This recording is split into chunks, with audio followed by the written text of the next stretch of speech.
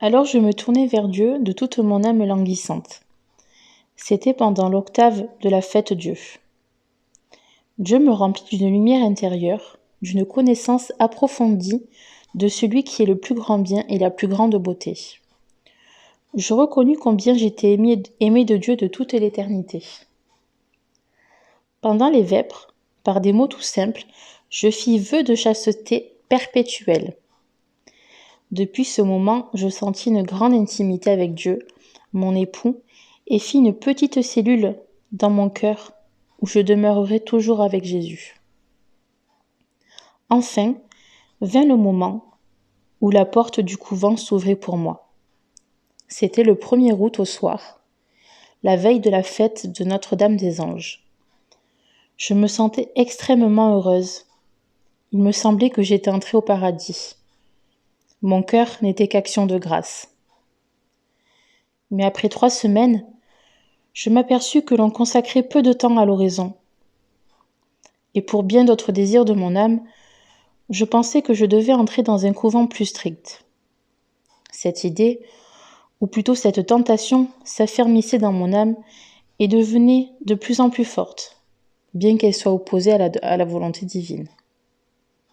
Un jour, je me décidai à m'en expliquer avec la Mère supérieure et à quitter immédiatement cette maison. Mais Dieu dirigeait les événements de telle façon que je ne pus voir la Mère supérieure. Avant d'aller me coucher, j'entrai en passant dans la petite chapelle et je demandai à Jésus de m'éclairer sur ce point. Mais je ne fus pas, semble-t-il, exaucé. Seule une inquiétude surprenante m'envahit. Malgré tout, je pris la décision d'en parler à la Mère supérieure et de lui faire part de ma décision, le lendemain après la messe. C'est dans ces dispositions que j'entrai dans ma cellule, tourmentée et mécontente.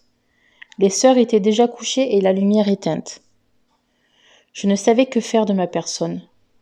Je me jetai à terre et commençai à prier intensément pour connaître la volonté de Dieu. Le silence régnait partout, comme dans un tabernacle.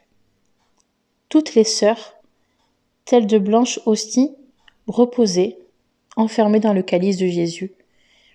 Et c'est de ma cellule seulement que montaient vers Dieu les gémissements de mon âme. J'ignorais qu'il n'était pas permis de prier dans sa cellule, sans autorisation, après 9 heures. Après un moment, qu'il m'a fallu une telle douleur Je recommence. Après un moment, qui m'a fait une telle douleur, ma cellule s'éclairait et sur le rideau j'aperçus le visage très douloureux de Jésus.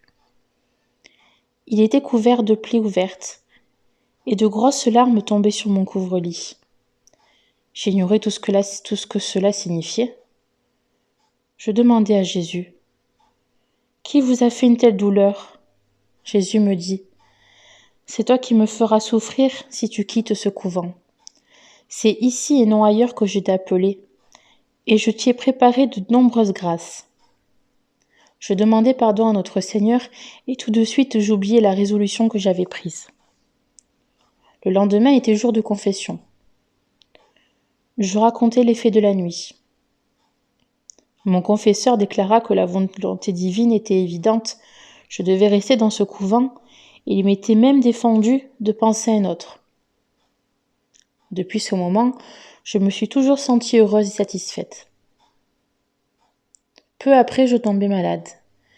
La chère Mère supérieure m'envoya avec 2 autres sœurs en vacances à Skolimo, non loin de Varsovie. C'est alors que j'ai demandé au Seigneur pour qui je devais encore prier. J'ai compris qu'il me le ferait connaître la nuit suivante. Je vis mon ange gardien qui m'ordonna de le suivre. En un instant, je me trouvais dans un endroit enfumé, rempli de flammes, où se trouvait une multitude d'âmes souffrantes qui prient avec ferveur, mais sans efficacité pour elles-mêmes. Nous seuls pouvons les aider.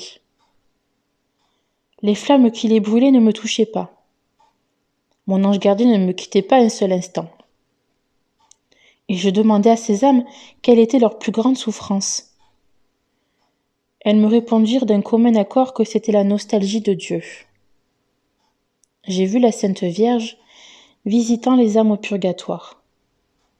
Elle l'appelle étoile de la mer. Elle leur apporte du soulagement. Je voulais encore leur parler, mais mon ange gardien m'avait déjà donné le signal du départ.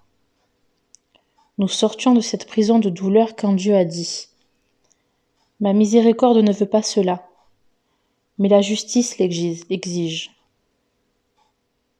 Depuis ce moment, je suis en relation plus étroite avec les âmes souffrantes.